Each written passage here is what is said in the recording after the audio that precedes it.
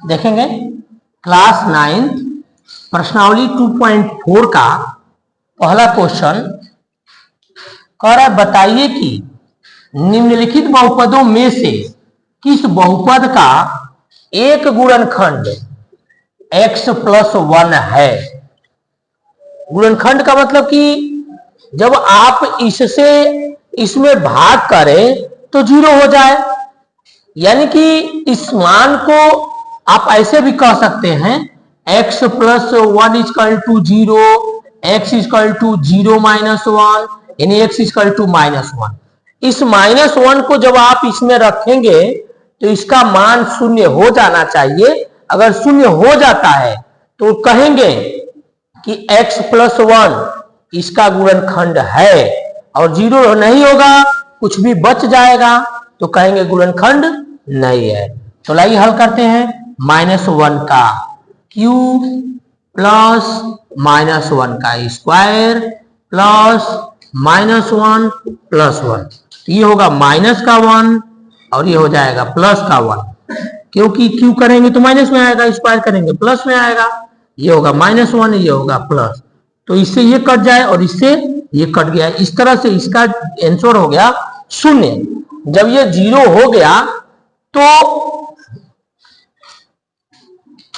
ये जो x plus 1 है इसका गुणनखंड है। यहां पूछ रहा है कि बहुपद का गुणनखंड है या नहीं, तो लिखेंगे गुणनखंड है। x प्लस 1 इतने का गुणनखंड है। यहां सीधे केवल ये लिख दें गुणनखंड है, ऐसा हो जाएगा। दूसरे क्वेश्चन को देखेंगे, फिर वही बात कि जो ये मान है यानी x माइनस 1 है, इसको हम लोग ऐसे कर दें 0, तो x इक्वल टू -1, तो इस -1 को आप रखेंगे इसमें power 4 plus power 3 plus power 2 plus और यहाँ 1। तो जब -1 का पावर 4 है तो इसका मतलब ये प्लस में 1 हो जाएगा। ये q है तो ये माइनस में 1 हो जाएगा, ये प्लस का 1 हो जाएगा, इसको -1 कर देगा, ये +1 है, तो इससे ये कट गया और इससे ये कट गया। क्या बचा यहाँ? एक बच गया। तो एक बच गया का मतलब लिखेंगे कि गुणनखंड नहीं है। इसमें लिखेंगे गुणनखंड नहीं है। इस तरह से ये सवाल हल होगा। देखेंगे तीसरा क्वेश्चन में लिख रहा है x का पावर 4 प्लस 3x का cube plus 3x square plus x plus 1। अब इसका इसमें देखना है कि यह इसका गुणनखंड है कि नहीं, तो इसको भी हम लोग उसी तरह हल करेंगे। x plus 1 equal to 0, x equal to इधर जाएगा -1 हो जाएगा। अब जहां जहां x है वहां -1 रख दीजिए। -1 का पावर 4 3 -1 का क्यूब 3 -1 का स्क्वायर प्लस -1 और प्लस 1, तो ये होगा -1 का पावर 4 है तो ये प्लस में आएगा 1, 3 IQ है तो ये माइनस में आएगा, ये पावर 2 है तो ये प्लस में आएगा, और ये -1 और ये +1। अब इसका इनटू करेंगे 1, ये माइनस कर देगा 3 को और ये प्लस रहेगा 3, -1 +1, तो इससे ये कट गया, इससे ये कट गया, यहां भी क्या बचा 1। तो जब एक बच गया इसका मतलब गुणनखंड नहीं है, यानी x प्लस 1 जो है वह गुणनखंड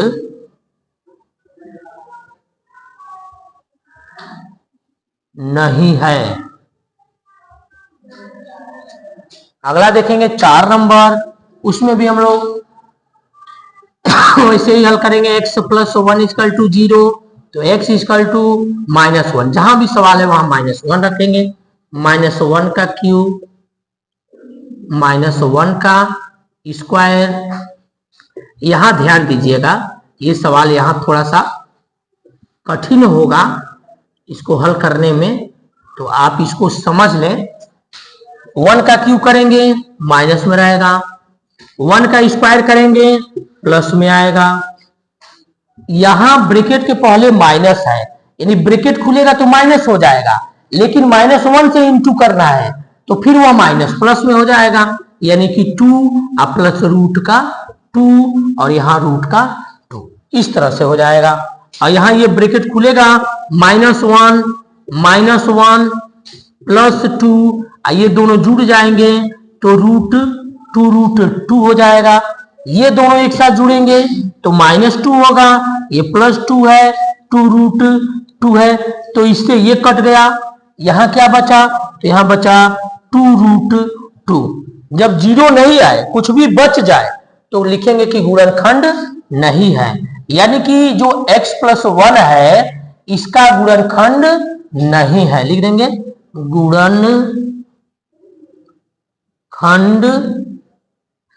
नहीं है।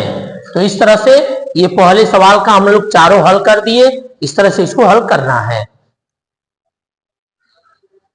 देखेंगे दूसरा प्रश्न है जिसमें लिख रहा है गुणनखंड प्रमेय लागू करके बताइए कि निम्नलिखित स्थितियों में से प्रत्येक स्थिति में gx px का एक गुणनखंड है या नहीं, यह हम लोग को बताना है। तो इसमें जो ये px का मान दिया है, इसमें gx के मान को हम लोग रखेंगे, यानी हल इस तरह करेंगे, लिखेंगे x + 1 = 0, तो x = -1 हो जाएगा। ये जो समीकरण है px, इसमें जहां भी x आएगा आप वहां रखेंगे -1 का क्यूब, -1 का स्क्वायर, -1 तो इसको हल करेंगे तो 2, ये क्या हो जाएगा? -1 रहेगा, ये हो जाएगा +1, ये +2 कर देगा, -1 रहेगा। हल करा लीजिए तो ये होगा -2 +1 +2 -1 से +1 कट गया, अब +2 से -2 कट गया, इसका जो आंसर आया वह 0 आया, यानी कि जो gx है px का एक गुणनखंड है। इस तरह लिख देंगे हम लोग, अतः gx px का एक गुणनखंड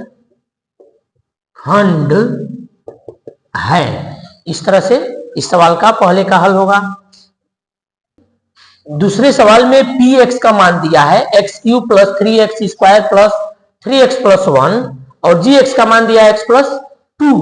तो इस मान को अब हम लोग रखेंगे इसमें, यानी gx का जो मान है x + 2, इसको हम लोग हल करेंगे, x + 2 = 0, x = -2 हो जाएगा।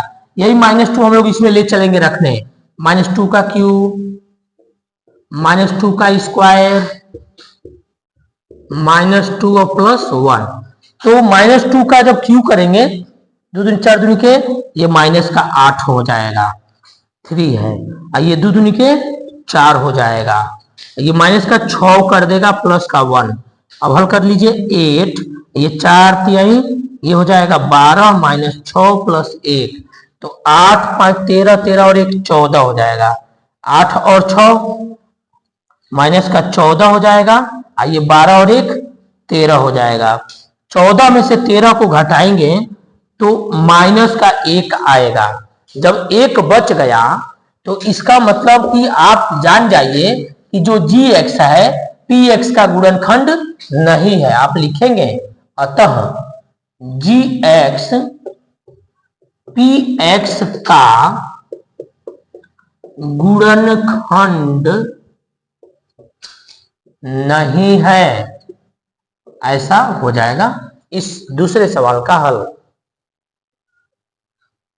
अगला ये जो तीसरा क्वेश्चन है जिसमें px का मान दिया है x³ - 4x² + x + 6 और gx का मान दिया x - 3, यानी x - 3 से अगर इसमें भाग करे तो कट जाए कि नहीं, ये पूछ रहा है कि गुणनखंड है या नहीं। तो इसको हम लोग हल करेंगे, जिसमें gx का मान दिया है x - 3, तो इसको हल करेंगे, x - 3 = 0, x = ये माइनस उधर जाएगा प्लस हो जाएगा, यानी कि प्लस का 3 हो जाएगा। यही मान हम लोग इस px में रखेंगे, तो px का जो मान है वह है x³ - 4x² + x + 6। तो जहां जहां x है वहां 3 रखेंगे, 3 का क्यूब -4, 3 का स्क्वायर प्लस का 3 यहां हो जाएगा 6, 3 3 के 9, 9 3 27, यहां हो जाएगा 27, और ये हो जाएगा 3 3 के 9, 9 चौको 36, प्लस का 3 प्लस का 6, 6 3 9, 9 3 7 9 चौको 36 हो जाएगा, 36 ये प्लस का और 36 ये माइनस, यानी घट गया तो 0 आ गया। तो जब 0 हो गया तब आप लिखेंगे अतः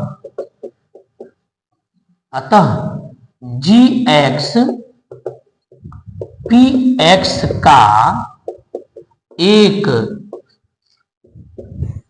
गुणनखंड है। ऐसे हो जाएगा कि जी एक्स पी एक्स का एक गुणनखंड है।